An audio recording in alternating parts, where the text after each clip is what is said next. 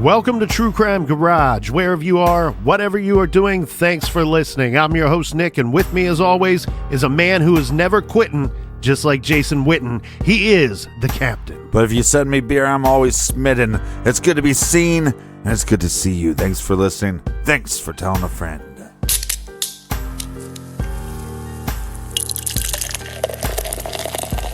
This week we are featuring Intergalactic Juice Hunter by Odd 13 Brewing in Lafayette, Colorado. This is a New England-style IPA, nice and hazy, brewed with Galaxy and Amarillo hops, and an ABV of 8%.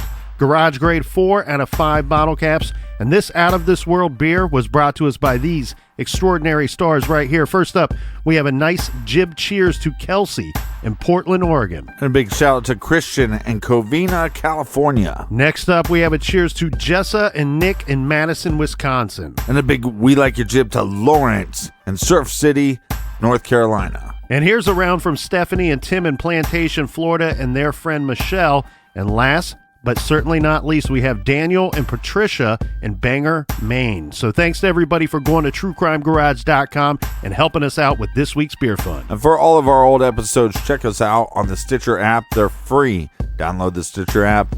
Everything from the first episode till now, it's free on the Stitcher app. And we have a weekly bonus show called Off the Record, and that's on Stitcher Premium. That's $5 a month. Check that out. Yes, the Stitcher app is awesome, and again, it's totally free. You're going to want to make sure you check that out. All right, Captain, that is enough of the business. Everybody gather around, grab a chair, grab a beer. Let's talk some true crime.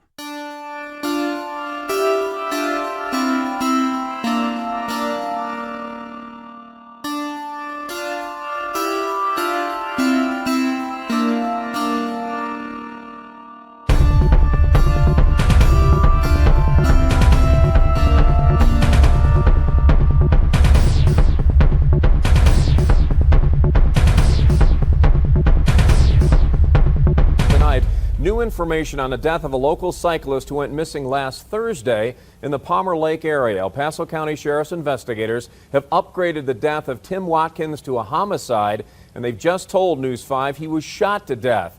His body found Sunday in the very place where he loved to ride. A lot of questions unanswered tonight, so we turn to News 5's Lena Howland live in Palmer Lake. What have you learned, Lena?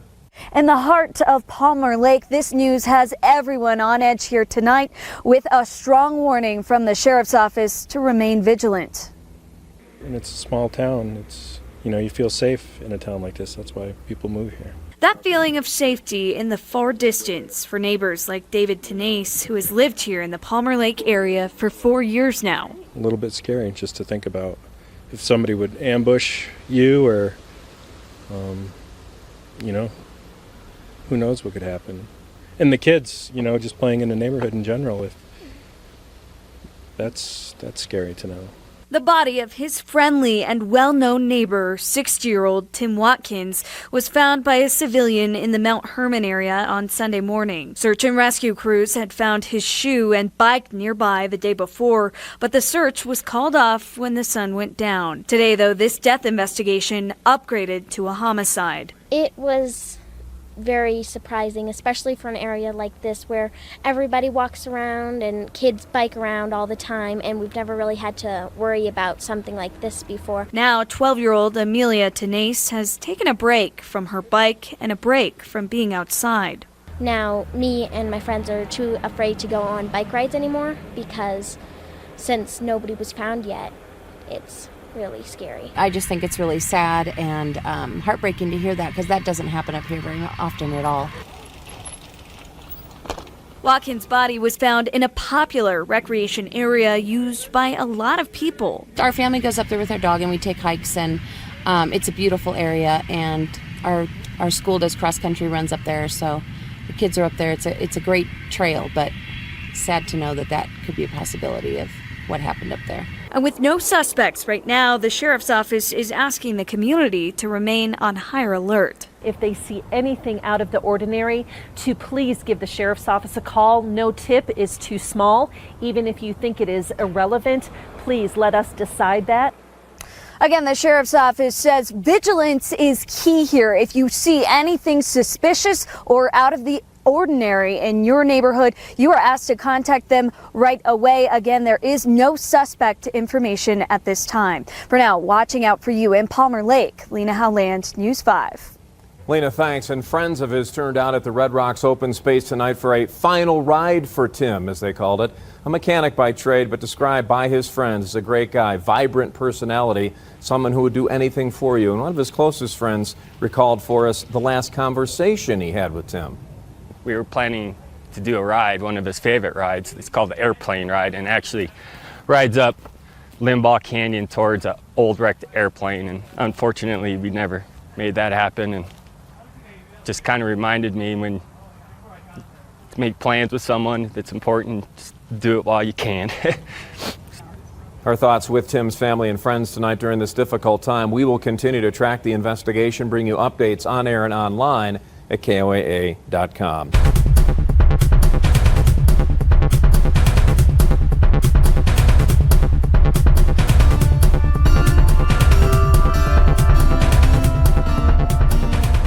This week we are discussing an unsolved case, and we will be talking about a man named Tim Watkins.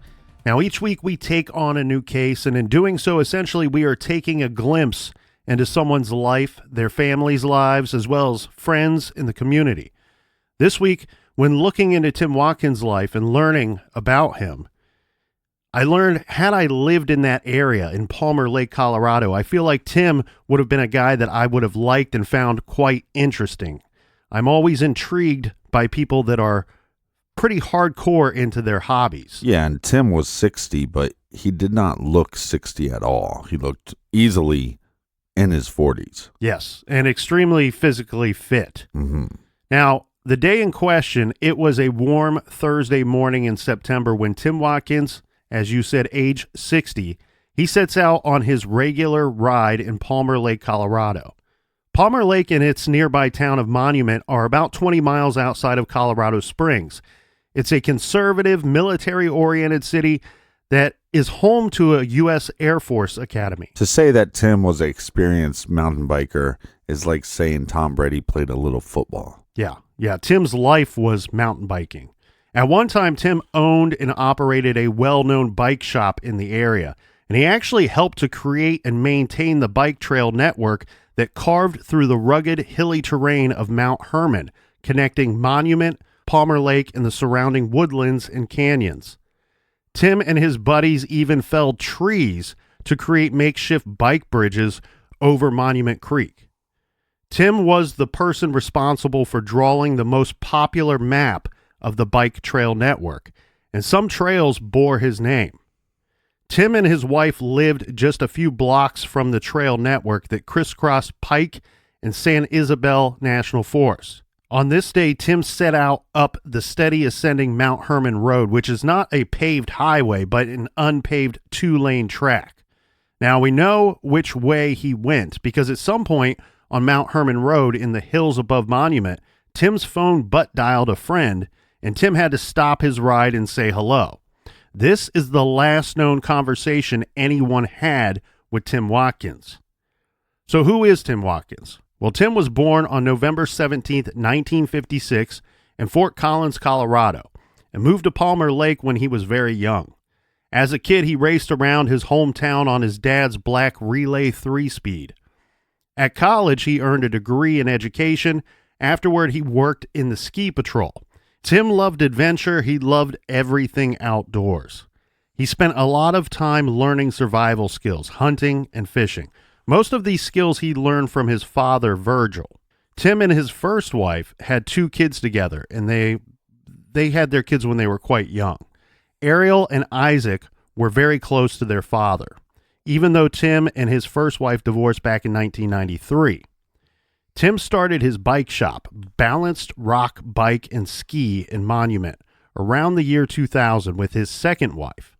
And he ran it for several years, but he was a bike guy, not a businessman. So the shop eventually closed and Tim and his wife divorced. Tim's income from that point on was comprised of money he made working in other bike shops in the area, and he worked for a time for the school district with special needs children. Tim knew his third wife, Ginger, who was 10 years younger than him, since they were kids growing up in Palmer Lake. But Tim didn't pay any attention to her until much later when, as an adult, Ginger walked into a bike shop he was working in with a Colorado-built performance bike called a Yeti. Yeah, Tim and Ginger are going to get married in 2015. Together, they loved to camp, bike, and ski. Tim was a tall, lanky, curly-haired redhead. He was known for being a great, caring, friendly guy. He had a naughty sense of humor, and he loved to have fun. Now, Tim was in a very bad accident in 1987 that left his feet and ankles mangled. This meant he no longer could run or hike. So biking became an outlet for his energy and turned into his passion. Tim was very involved in his church and had an affinity for Native American traditions and rituals. And he loved to work with leather and beads and make jewelry and other artwork for his friends. Tim lived outside as much as possible. He would often sleep in tents. I mean, this guy really did as much as he could in the great outdoors. Yeah, if you have any outdoorsy friend of yours, this is kind of how they operate. I had a buddy one time that stayed in a teepee for a whole week because he thought it would be a little more fun than staying in the cabin. In September of 2017, Tim and Ginger were having some problems. They loved each other, but Tim's lack of steady income caused tension in the marriage. So we have Tim, who seems to always be chin deep in something that he loves, mountain biking, but then you have his wife, Ginger, who is working 6 days a week and putting in long hours each day as a medical imaging technician. Right.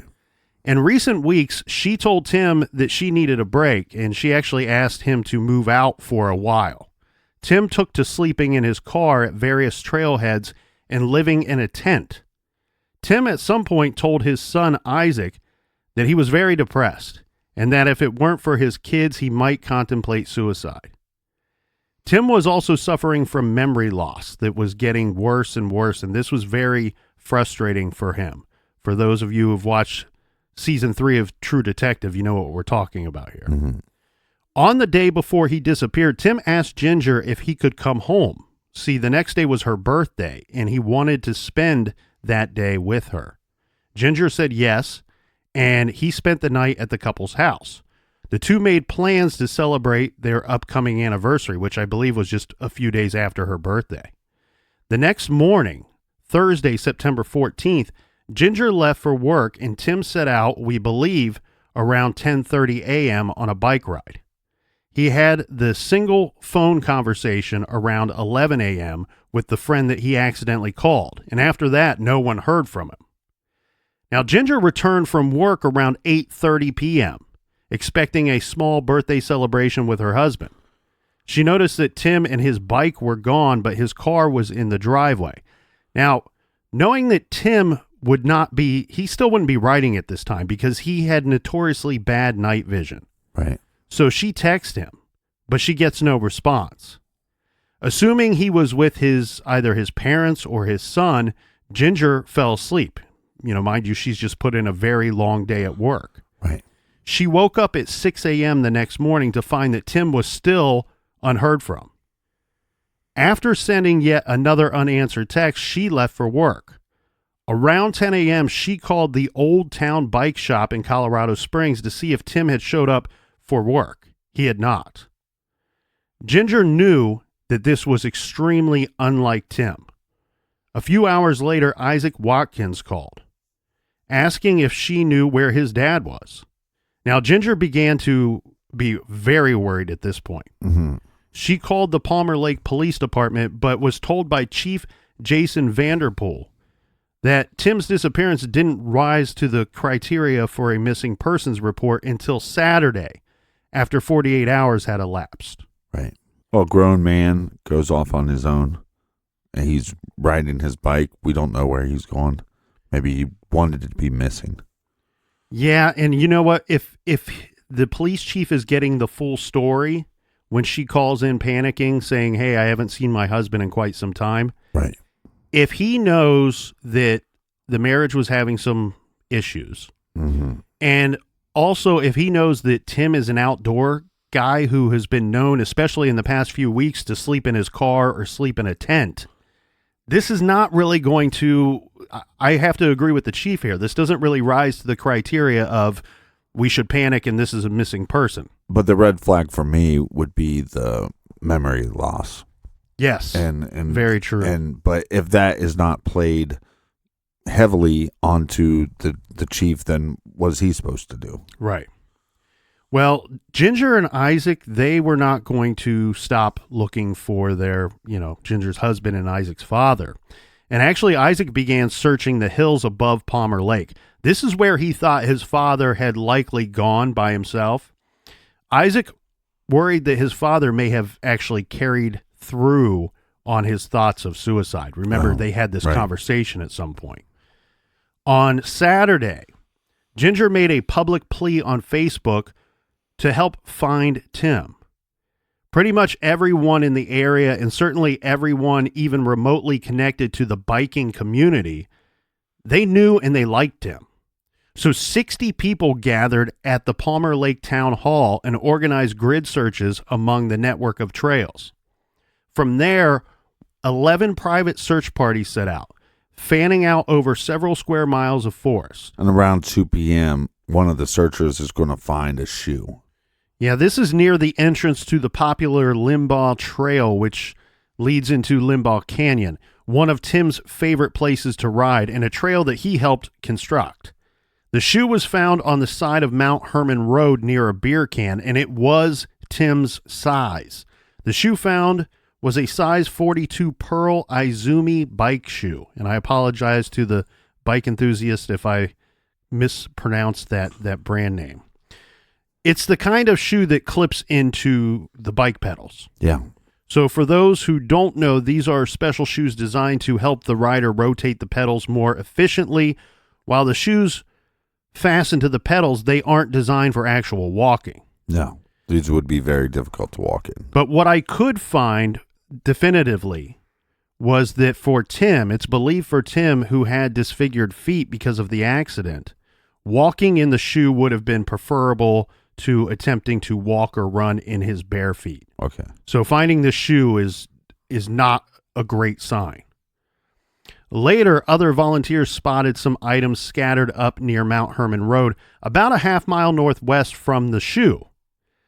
These were some of the contents of Tim's wallet, specifically his Safeway card, some of his other cards, and his cell phone case. These were found past Limbaugh Trailhead, heading away from Palmer Lake.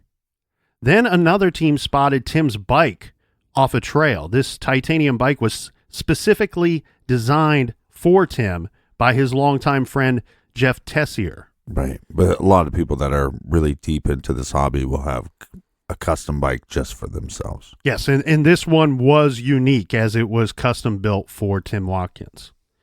It was immediately recognizable to those who knew Tim. So, I mean, the people that knew him immediately, they spot the bike and they're like, that's Tim's bike. There's no question. And this would have raised alarms big time if anyone else would have been spotted riding this bike or attempting to sell it at any point. The bike was located, it was about a quarter mile north of where the Limbaugh Canyon Trail breaks off from Mount Herman Road, 50 feet uphill from the Forest Service Trail. This is not an area that is accessible to cars. The bike didn't provide any answers, though. It was laid down on its side next to a tree. Now, it could have been placed there or it could have fallen there. But the bike did have a flat tire, and the gearing suggested that Tim was going downhill when he stopped riding the bike. After the bike was located, law enforcement began searching for Tim. The assumption was that Tim was injured somewhere, possibly due to a bike accident or even an animal attack. In fact, Tim once had a very close run-in with a mountain lion, and there are bears in this area. El Paso County Search and Rescue used bloodhounds to comb the area for Tim's scent. A local group of drone operators pitched in, providing aerial footage.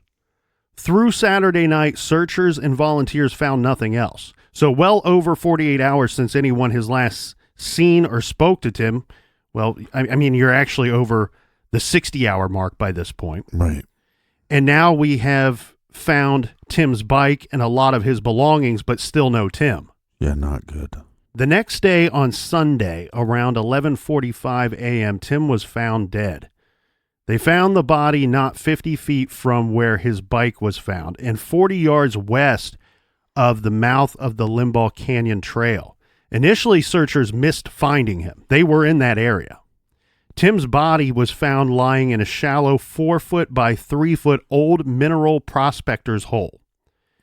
And his body was kind of covered up with branches and leaves. Tim's body was deliberately obscured. One of the searchers said, quote, Well, hold on. So what you're saying is 50 yards from his bike where they're searching, they find Tim basically in a hole, a nature-made hole, but covered up. Well, a prospector's hole. Okay. So a mineral prospector's hole, this is a shallow hole that somebody would have used to try to find something, you know, some type of mineral, maybe be it gold or any other type of mineral. Right. So he's in this hole, but it looks like somebody covered him up, that he wasn't covered up just by the elements. No, because the way that this is stated is he's covered with branches and leaves. And the people that were there at the scene, they state that he was deliberately obscured, that it wasn't like these branches and leaves just happened to fall on top of him. It looked like somebody had placed them there. And one of the searchers said, in regards to where Tim was found, he said, quote, literally, we could have walked on top of Tim yesterday. That's how close we were to where his body was. Yeah. So when they say deliberately obscured, these people, I mean, they're outside looking for, some of them are friends with Tim. They're outside looking for their friend. He must have been covered up pretty well, is what I'm guessing. So we talked about Tim's items and belongings that were found by searchers. Now let's talk about what items of Tim's that were not found. And this was Tim's hydration pack, his jacket, his helmet, his phone, and his socks and one of his shoes. Remember, only one shoe was found. We don't know about the cycling gloves. And I threw this in here because based off of photos that I could find, it seems like Tim usually wore gloves, and that seems to be a pretty common thing, right? But none of the articles ever mentioned whether the gloves were found or not found. Right. Tim's backpack was still on him, containing a single banana. It's actually believed that that would lead to some kind of indication of leading you to a better time frame of whatever happened when it happened, because he would have stopped for a snack at some point on this trip, but he did not, as it was found still in his backpack. Now, the area where his body lay was wooded, hard to get to, and had no cell service. So how did Tim die? At first, police did not publicly reveal the cause of death, leaving the townspeople to speculate and leading to rumors and gossip spreading. Stories circulated about animal attacks and car versus bike collisions. In fact, Tim's autopsy results have never been released, despite a lawsuit brought by the Colorado Springs Gazette seeking their unsealing. So we don't know any details as to specific injuries Tim might have sustained, but we do know something very important. Tim Watkins was shot. Police on the scene discovered that Tim's beloved mountain bike had a flat tire. Right. It had been shot through by a bullet. Now, CBS's Denver station reported on September 19th that Tim had been shot, quote, several times. Other news sources stated it was, quote, multiple times. Outside Online magazine reported the following in November of 2018. According to sources familiar with the investigation, Watkins had been shot in 3 places and buried beneath logs and branches in a shallow depression 40 yards west of the Limbaugh Canyon Trail. Bullets had grazed his ear and injured his hand. The likely fatal shot from a .22 caliber entered near his ribs and never exited. Closer examination of his front tire later revealed that it had also been shot. Watkins is the first mountain biker known to have been murdered during a ride. And again, that's from Outside Online magazine. Yeah, which raises even more questions. Additionally, there was a long story in the Gazette about the case where they interviewed a friend of Tim's who observed his body and describes it as, quote, pockmarked with bullet holes.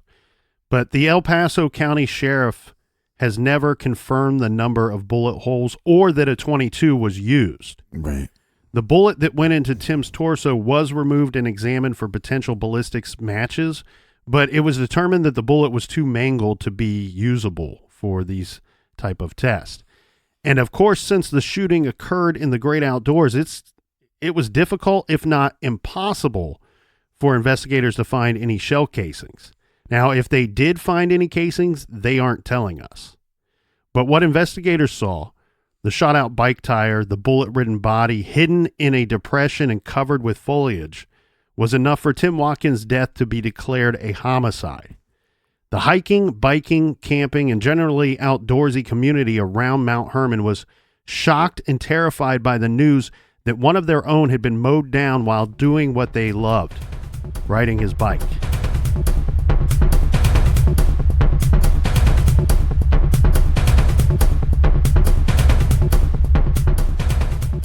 Here's something interesting. Studies show that security systems deter burglars. It's a fact, but there's still a burglary every 8 seconds in America. How? Well, burglars don't just give up because some houses have security systems. They find a house that isn't protected, which is why securing your home is truly a necessity. So let me recommend this brilliant security system built by my friends at Simply Safe. At Simply Safe, they believe fear has no place in a place like home. So they made Simply Safe ridiculously smart. Its sensors will protect every point of access to your home, doors, windows, garages, you name it. If a burglar even tries to break in, an ear-shattering siren will let them know that the police are already on their way. Best of all, Simply Safe's 24/7 monitoring is just $14.99 a month, and they'll never lock you into a long-term contract. More than 3 million people already know it feels good to fear less with Simply Safe. Go with the only home security system I trust, Simply Safe, by going to simplysafegarage.com today.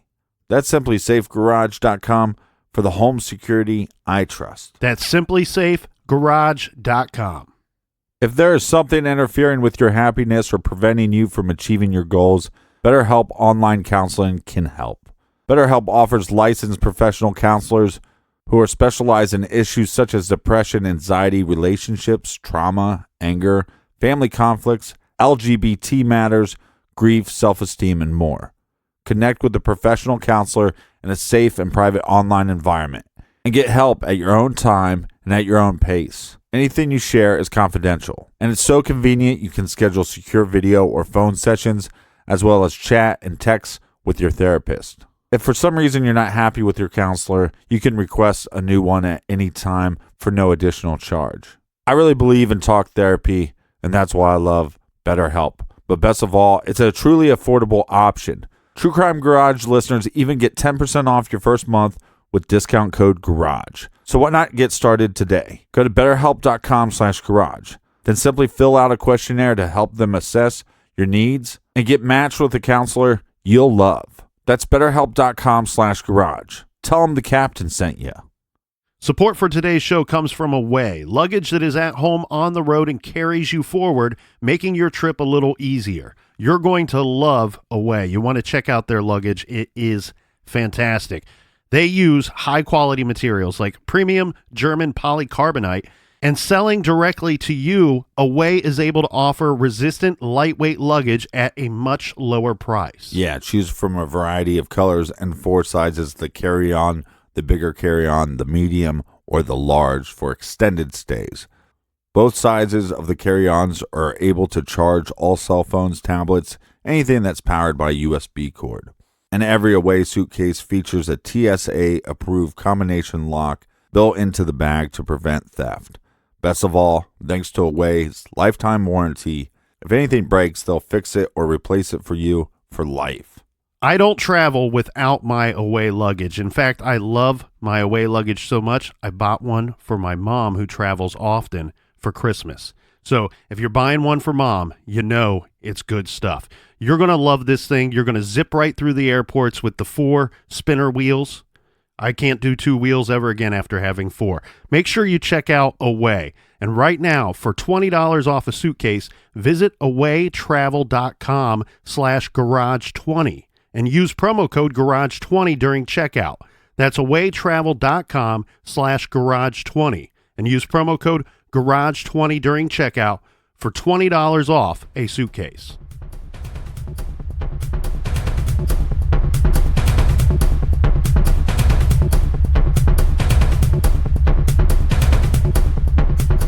All right, we're back. Cheers, mates. Cheers, Captain. It's very important in this case to discuss the location of where Tim's body was found and the setting in general. So Mount Hermon is on the outskirts of Colorado Springs. It's a very big hunting and gun community. Most people in the area own guns, and open-air sport shooting at makeshift ranges was rampant and completely unregulated. As a result, bullets were whizzing around in the air in public recreation spaces. Locals voiced concern that accidental shootings were inevitable in this kind of situation. Tim and his son, like many in the area, had firsthand experiences with this. For example, about 10 years before Tim was killed, Tim and Isaac were backpacking and suddenly bullets whistled by Isaac's head and ricocheted off of a boulder. Near misses like this were fairly common.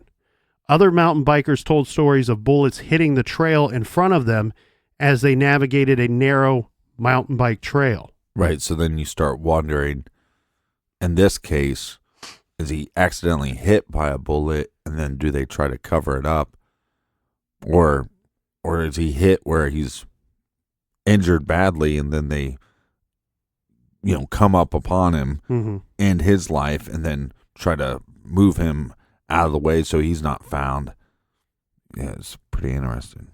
Well, this is all going to lead to them trying to put an end to some of this, just, people shooting their guns off out in these recreation spaces. And there's another story that I came across. This one's from 2014 when a couple reported that while they were out picnicking, their Jeep was hit with gunfire.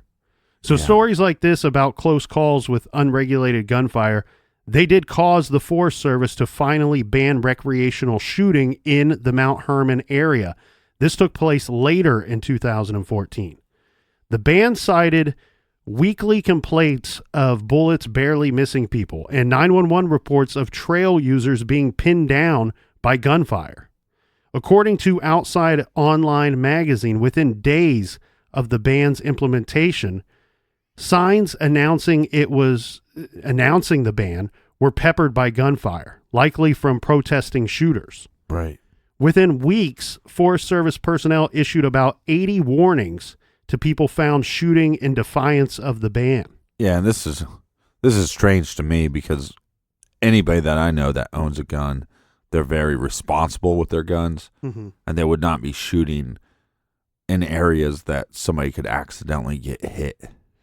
Well, while some in the area say that the ban did cut down on random shooting, others say it largely went unheeded and unenforced. One state senator who was a friend of Tim's describes biking with his sons and seeing a dad and his kids shooting right at a no shooting sign and menacing him and his sons when he reminded them of the ban. And in 2015, a 60-year-old grandfather named Glenn Martin was killed by an errant bullet while camping with his family, roughly 20 miles from where Watkins was shot. Martin's killer has never been found. Tim's friends and family say that while he was not confrontational and was always friendly, he often stopped and asked people firing their guns to be more cautious, warning them that they're biking and they're hiking trails in their bullets range. One riding partner, friend of Tim's, said, quote, "I witnessed him with a shooter multiple times. He was very friendly. He wrote up and said, "Hey guys, I'm not against shooting or anything, but I just want to let you know that there's a trail right down below where your bullets are going." Usually, according to this person, they'd say, "Oh, okay, I didn't realize there's a trail down there, and we'll make sure that we're shooting into a backstop." Right. One of Tim's favorite spots to bike to on his mountain biking excursions is called Shooter's Alley, which is a popular shooting site dotted with shot-up, tattered, stuffed animals, shredded trees, and what's left of paper targets. From Shooter's Alley, a mountain bike trail leads downhill and to a four-way trail intersection with Trail 715. This is near where Tim's body was found. So while Tim had no known enemies, his family believed it is possible that Tim had approached the wrong person with his simple request to stop shooting and then had been shot. The fact that Tim was shot at least 3 times, according to media reports anyway, and his bike tire also shot, this ruled out an accidental shooting in the minds of most people. Right. Like you said, it could have been accidental in the beginning, but that's not how it ended. Right. There were other dangers in the woods of Mount Hermon other than haphazard shooting. Colorado legalized marijuana in 2012, and I mean, whether it's a direct result or coincidentally, the number of homeless, transient, and drifters who descended on the unsettled areas of the state skyrocketed. News articles started to crop up about the homeless and transient drifter problem doubling to quadrupling. As Outside Online Magazine described the setting, Mount Hermon had long been known for its backcountry conflicts. Bullets whizzed over makeshift shooting ranges. Reports of drinking and drug use were common, creating a sense of menace as drivers whipped around blind curves.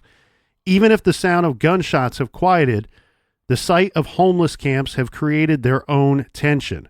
Mountain bikers complain of abandoned camps resembling landfills, and of eroding sense of safety as the area's homeless population grows. Some say enforcement of the Forest Service's ban on living in National Forest land is lacking, as is ticketing for campers who remain in one place longer than 2 weeks. So Tim was all too aware of the destruction caused by these illegal activities. He was one of the people who took it upon themselves to clean up the broken TVs, old couches, and other trash left behind by the homeless who lived in the campsites illegally. And human waste was a problem as well, as these camps were not often near sanitary facilities. And often these homeless encampments would be littered with used needles. Tim's family said that Tim was not one to take violations of the law, dangerous behavior, and destroying of his beloved natural environment lightly. Yeah. If he saw cars driving recklessly close to cyclists on Mount Hermon Road, he'd be likely to flip them the bird or shout something. He probably would have said something to campers or homeless who were littering. Right. So now we have the idea that possibly you had an accidental shooting that then becomes not accidental, or the idea that somebody is shooting onto a trail and Tim stops and says, "Hey guys, don't shoot on this trail," and then it turns bad. Mm-hmm. We have this other layer of somebody squatting in that area doing something strange, and he stops to tell them not to do that. Yeah. Well, and there's this very strange twist to the Tim Watkins case. Several searchers volunteering in the hunt for Tim Watkins noticed a beat-up red car with Indiana plates slowly and repeatedly driving past various search areas along Mount Hermon Road, as if the driver was there to take a closer look or to see what's going on. Right. One of the searchers snapped a photo of the red sedan driving past the turnout at Limbaugh Canyon, near where Tim's body was ultimately found. The searcher said he became suspicious when the car drove by more than once. Well, and also a little more suspicious because, like you said, it has Indiana license plates, and they're in Colorado. Mm-hmm. Well, they quickly forgot about the incident, this being in the wake of finding and discovering Tim's body. But within days, reports circulated that a man was threatening people with a hatchet on the trails near where Tim was found. On September 25th, police in Woodland Park, which is 20 miles down Mount Herman Road from Monument, announced an arrest of a transient. Police spotted a vehicle, the vehicle that we just discussed, which matched the description of the one driven by the hatchet man. They saw this vehicle in an Arby's parking lot. They waited to see who got into the car and then pulled the car over for expired Indiana plates and a broken taillight. Driving the red Chevy Prism was a 31-year-old man named Daniel Nations. They arrested him for, quote, unrelated weapons charges. But Mount Herman residents took notice when the sheriff's office also charged Nations with felony menacing, according to the arrest affidavit. Nations accosted and threatened a passing dirt biker with a hatchet at his campsite on Mount Herman Road after placing logs in the road that forced the rider to stop. Nations blocked off the road with logs, seized a hatchet, and brandished it at the dirt bike rider, saying his bike was too loud. The rider turned around and sped away and reported the incident.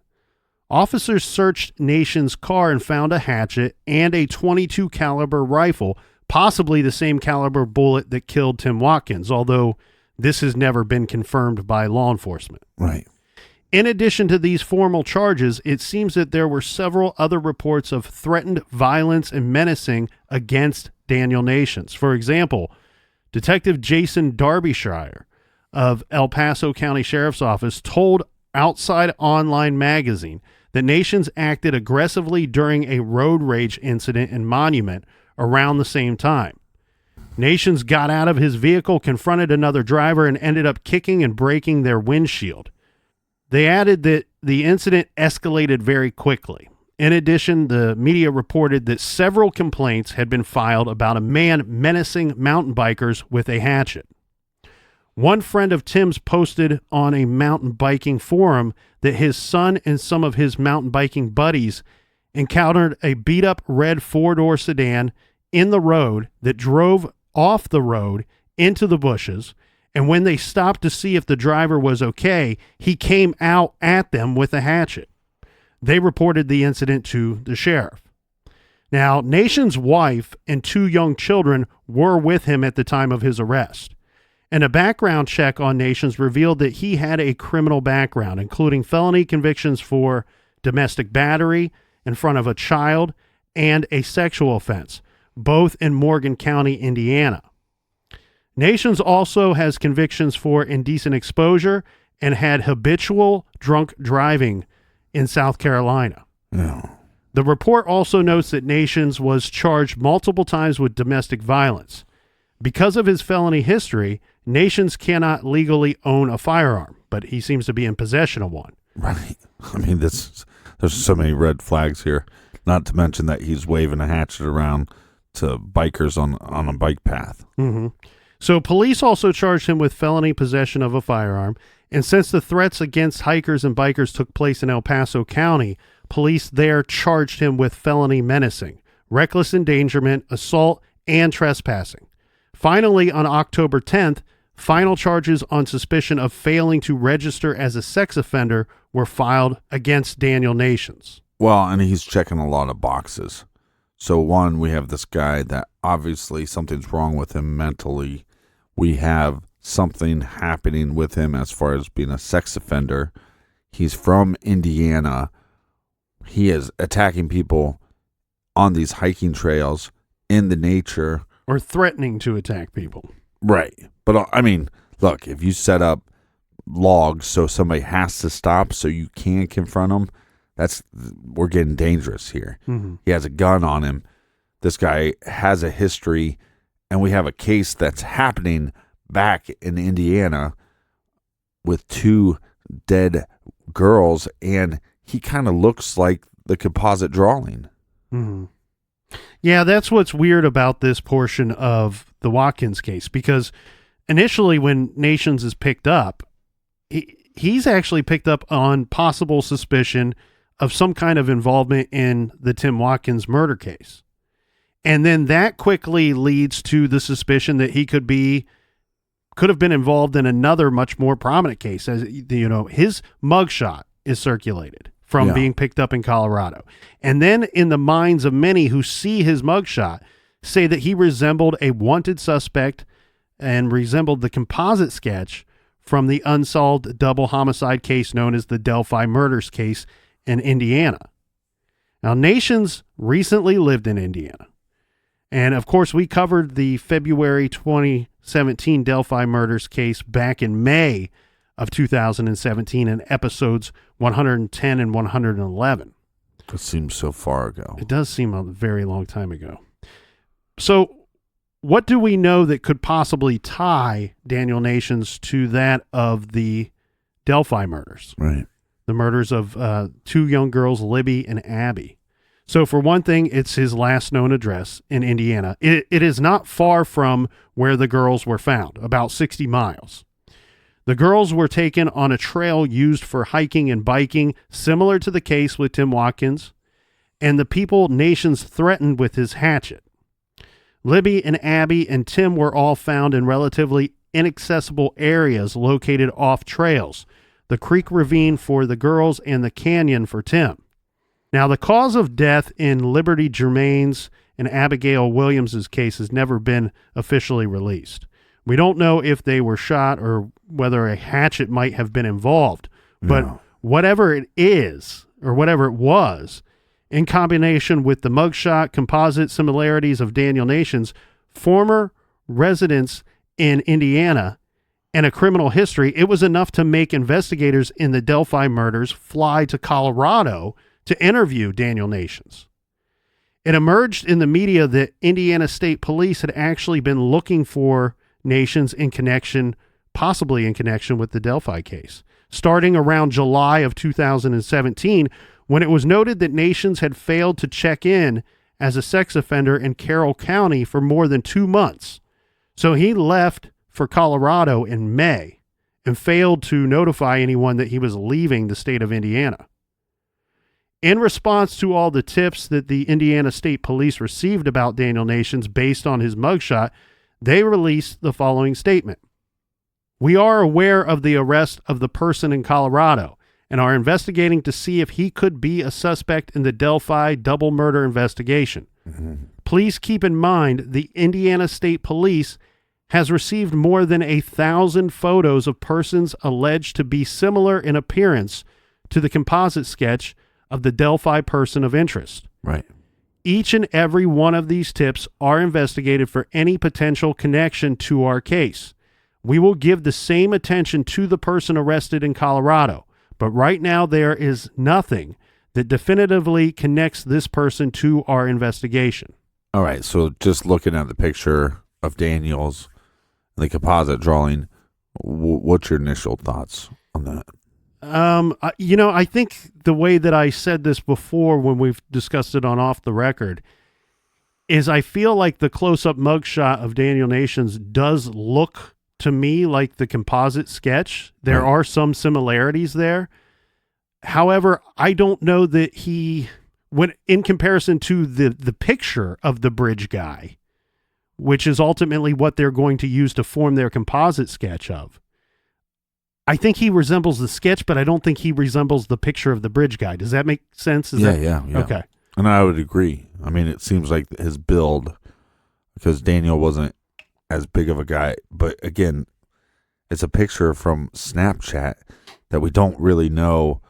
Like, it's on a bridge, so it's really hard to tell. Is this person tall? Are they short? It's really hard to determine. But I agree. I think the build doesn't match Daniel's. Yeah, and you know what? I did come across his physical description somewhere of Daniel Nations, and I'll continue to look through my notes. I'm looking to see if I can find that. But right. But his mugshot, if I remember correctly, his mugshot is a little deceiving. I actually think he might be he was a little heavier than I expected. Right. In the weight department. But the bridge guy, now mind you, the bridge guy could be wearing multiple layers of clothing and jackets. Yeah. And that's one thing that's very difficult to discern about the bridge guy, is his weight, is his build. I think it's easier to pick out his height because you have the you have him walking on the bridge. You have those rails and that he's walking on. The most difficult thing about this case, as far as the Delphi case goes, is there's so much speculation on what they have. That they have a picture of him, that they have more pictures of the suspect, that they have audio, that they have maybe video, that there's possible DNA. And we keep having these guys become suspects and then being ruled out. And you don't know what is happening with that. And we were just talking earlier, they had a press conference where they basically were saying, like, we don't have much new to share, but we want to keep this in the spotlight and people talking about this. And they've had, I think, over 35 or 38,000 tips. Yeah. That's a lot of tips. Yeah, the country really came together. I mean, not just Indiana, super big time in Indiana, but, you and I remember when this was going on, and as the news was breaking, it seemed to go national very quickly after the Delphi case. Right. And it seemed like everywhere people were flooding police with these tips. Well, and like you said, there was 1,000 side-by-side photos that were probably given to law enforcement where it's, hey, my neighbor kind of looks like this guy. Hey, there's this registered sex offender that kind of looks like this guy. Hey, here's a guy that I found on Facebook that kind of looks like this guy.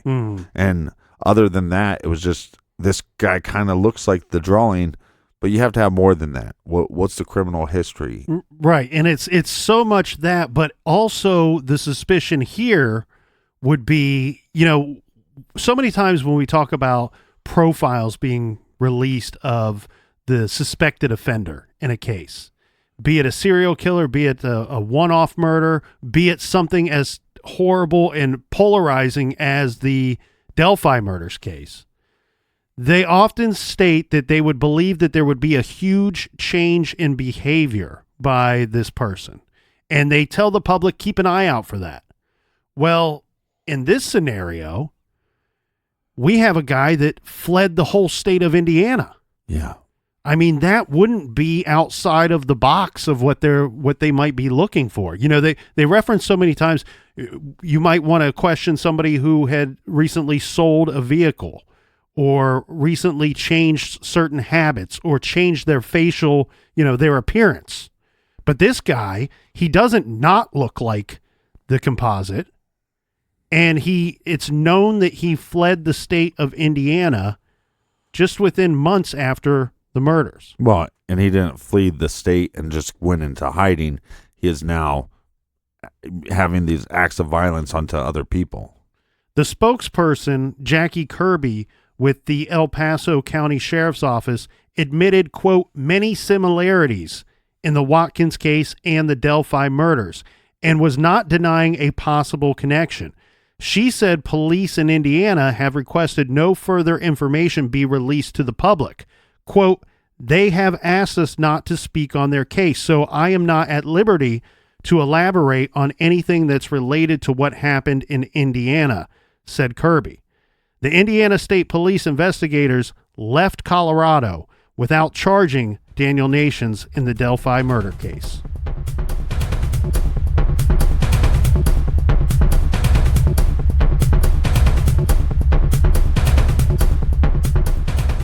This show was brought to you by BetterHelp. Whatever struggles you are facing, from depression and anxiety to trauma and grief, BetterHelp can connect you with a professional counselor in a safe and private online environment. It's so convenient. You can schedule secure video or phone sessions, as well as chat and text with your therapist. And anything you share is completely confidential. Best of all, it's truly an affordable option. True Crime Garage listeners even get 10% off your first month with the discount code GARAGE, so why not get started? Simply go to betterhelp.com/garage and fill out a questionnaire to get matched with a counselor you'll love today. Check out betterhelp.com/garage. Today's show was brought to you by Simply Safe. Studies show that security systems deter criminals, which is why securing your home is truly a necessity. So let me recommend this brilliant security system built by my friends at Simply Safe. At Simply Safe, they believe fear has no place in a place like home. So they made Simply Safe ridiculously smart with 24/7 monitoring for just $14.99 a month. So go with the only home security I trust, Simply Safe. by going to simplysafegarage.com today. That's simplysafegarage.com today for the home security I trust. simplysafegarage.com. All right, we got so much more to get to in Tim Watkins' case. Please, won't you join us tomorrow back here in the garage? Until then, be good, be kind, and don't litter.